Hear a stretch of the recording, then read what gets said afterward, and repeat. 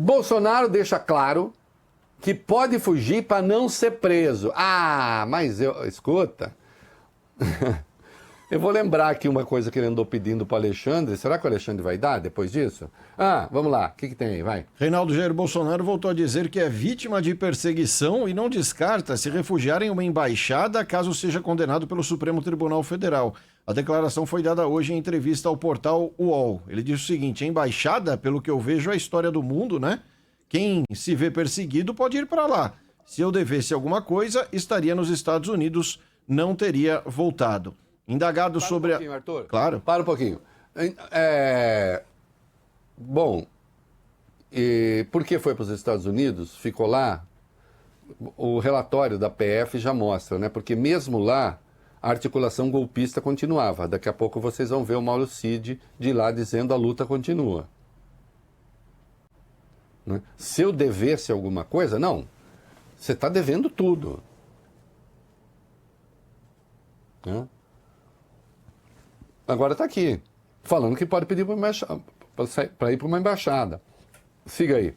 Indagado sobre a minuta do golpe, Bolsonaro disse que estava amparado pela Constituição. Minuta do golpe é baseada na Constituição. Para que serve a Constituição? É a nossa lei máxima. Eu entendo que ali é um norte para você seguir. Se tem um remédio ali, por que não discutir? Estado de defesa, artigo 136 da Constituição, estado de sítio, artigo 137, em caso de haver comoção, não em caso de você perder a eleição, cara.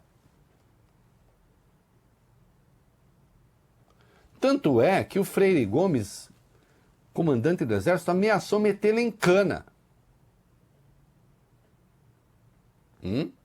Se você fizer isso, eu te prendo. E ainda assim você seguiu adiante, porque depois você chamou o general Teófilo, comandante das forças terrestres, para tentar mobilizar a tropa. É que não deu certo de novo. O que mais que ele falou sobre a minuta? Vai. Ele falou o seguinte: discutir um dos artigos da Constituição é algum crime? Foi levada avante alguma dessas possíveis propostas? O comandante do Exército falou sobre isso. Foi discutida a hipótese da GLO de 142 de estado de sítio e estado de defesa. Qual é o problema de discutir isso aí?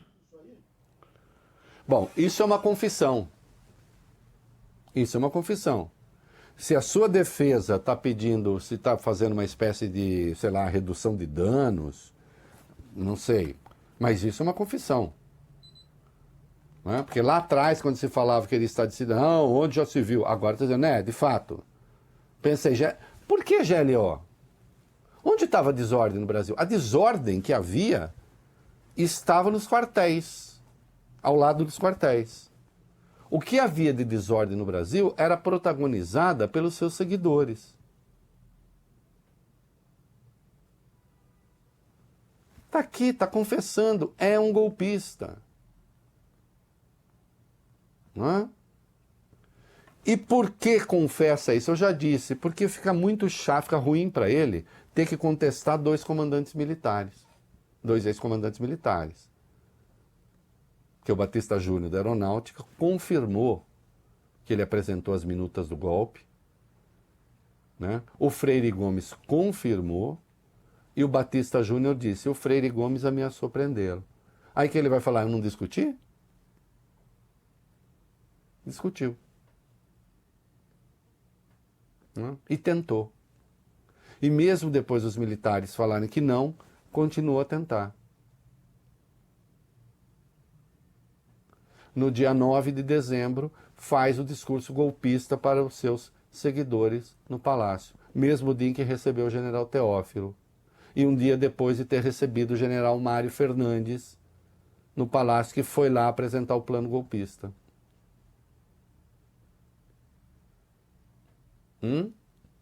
Nossa, vai ser uma cana braba, filho. Vai ser uma cana braba. Hein? Vai.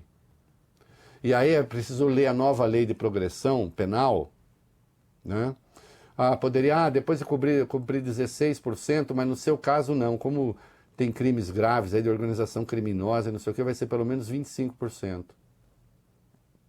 Vai cumprir em regime fechado. Lembrando que a progressão é para preso que se comporta. Ah, mas você vai fugir, né? Vai se acovardar. Já está anunciando. E pede passaporte para o Alexandre, para a posse do Trump. Estranho, né? Pede passaporte, mas flerta com a ideia de fugir do Brasil. E disse que, claro, vivemos num... O cara que queria decretar estado de sítio disse que vivemos num mundo de arbitrariedades, né? Agora, eu não posso ir dormir preocupado de que a PF vai estar na minha casa amanhã cedo. Eu já tive 3 operações de busca e apreensão, tá? Absurdas, absurdas. Corro risco sem dever nada, corro risco. Vai fazer arbitrariedade. Vamos ver as consequências. E está ameaçando o Brasil. E está ameaçando o Supremo. Porque eles vivem espalhando a ideia de que se ele for preso haverá uma comoção nacional. As pessoas partirão para a porrada. É? Então nós vamos ver. Mas de qualquer modo eu acho que você foge antes.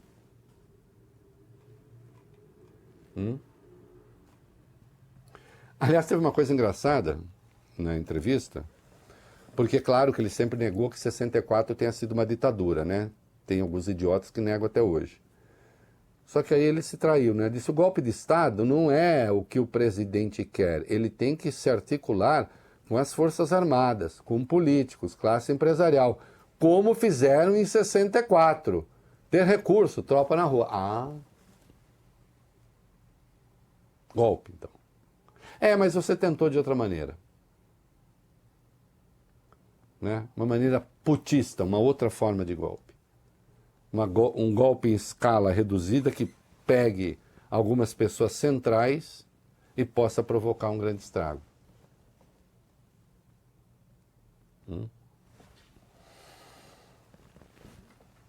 Bolsonaro reuniu chefes militares 14 vezes depois da eleição. E isso, nossa, será que a gente estava em guerra? Para discutir o quê? 14 vezes? Depois da eleição? Em 2 meses? Menos 2 meses? Pois é, os registros de entrada do Palácio da Alvorada, que constam no inquérito da Polícia Federal sobre trama golpista, mostram 14 oportunidades em que ao menos um dos 3 comandantes das forças estiveram no local após a derrota de Bolsonaro na eleição. Nesses encontros, 4 tiveram a presença dos 3 comandantes: General Freire Gomes, do Exército, o Tenente Brigadeiro Batista Júnior, da Aeronáutica, e o Almirante Almir Garnier, da Marinha. Em 5 ocasiões, 2 compareceram e, em outras 5, somente um deles estava. Freire Gomes, do Exército, foi o mais assíduo, esteve na Alvorada 12 vezes. Almir Garnier, da Marinha, foi ao local em 8 oportunidades e Batista Júnior, da Aeronáutica, esteve 5 vezes.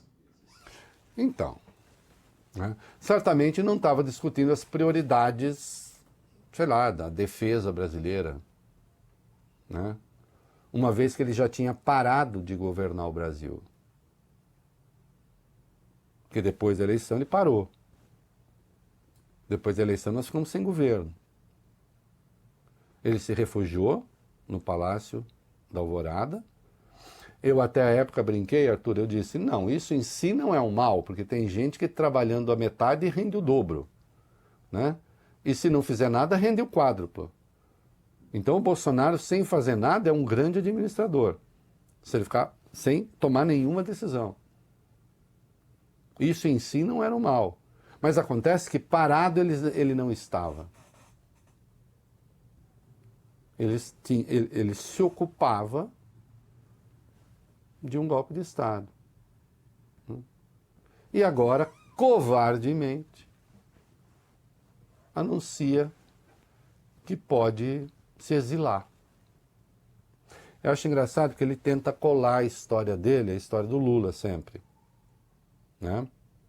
Até mesmo a anistia que ele pede, ele vive falando da anulação dos processos do Lula, como se fossem a mesma coisa. Obviamente não são. São coisas muito distintas, não é?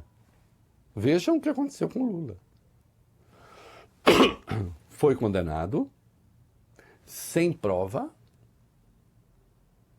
O desafio está aberto sempre para qualquer um que queira me apontar em que página da sentença do Moro aparecem as provas contra o Lula.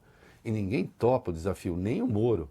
Porque uma vez ele foi dar entrevista num podcast que ele achou que era da turma dele e tal, enfim, né? E o rapaz, não lembro o nome, perdoe, falou, escuta, o Reinaldo vive pedindo para o senhor dizer em que página está a prova. O senhor nunca fala. Aí ele me desqualificou, me xingou, fez graça, não sei o quê, e não disse em que página está. Porque não tem. Não, me xingar até parece que resolve alguma coisa, Artures. Não resolve nada. Primeiro que é um mau gosto, porque eu sou uma pessoa boa. Né? Não gostar de mim é falta de gosto. Né? Tô brincando, gente. Agora, dizem que página.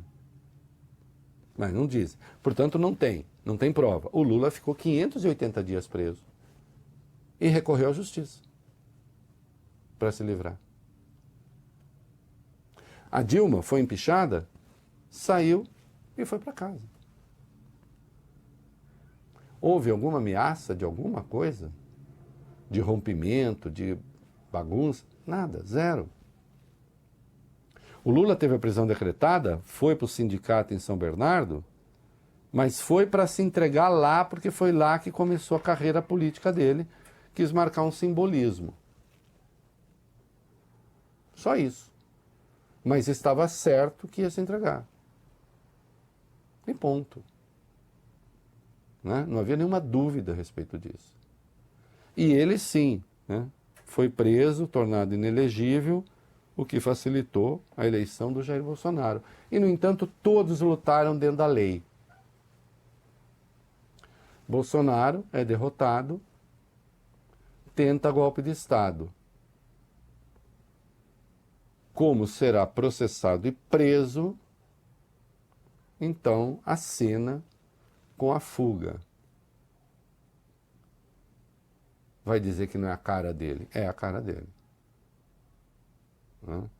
Porque esse jeitão, largadão, assim, que não liga para nada, porque ele gosta de fazer a pose de homem, a pinta de homem simples, né?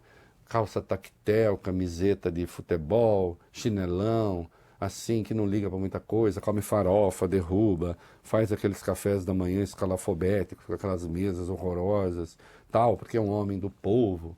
Isso tudo é conversa mole. Isso é uma figura que foi criada. Né? Assim, é o charme do macho tóxico. Né? É isso. Do imorrível, imbrochável, incomível, tóxico. Agora, é claro que ele não aguenta as privações de uma cadeia. Privações que eu digo, não é que ele vai sofrer. Porque se for preso, eu digo, esse se for preso não é que eu tenho dúvida de que vai ser. Eu tenho dúvida de que ele não vai fugir. Pedir asilo, refúgio.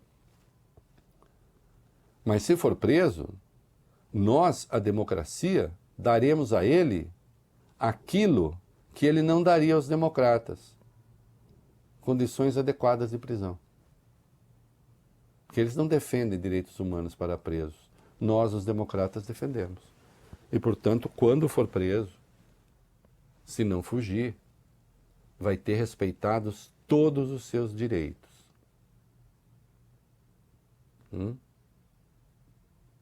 O que eles certamente não fariam caso tivessem conseguido dar um golpe de Estado. Tá claro? Acho que mais claro é impossível.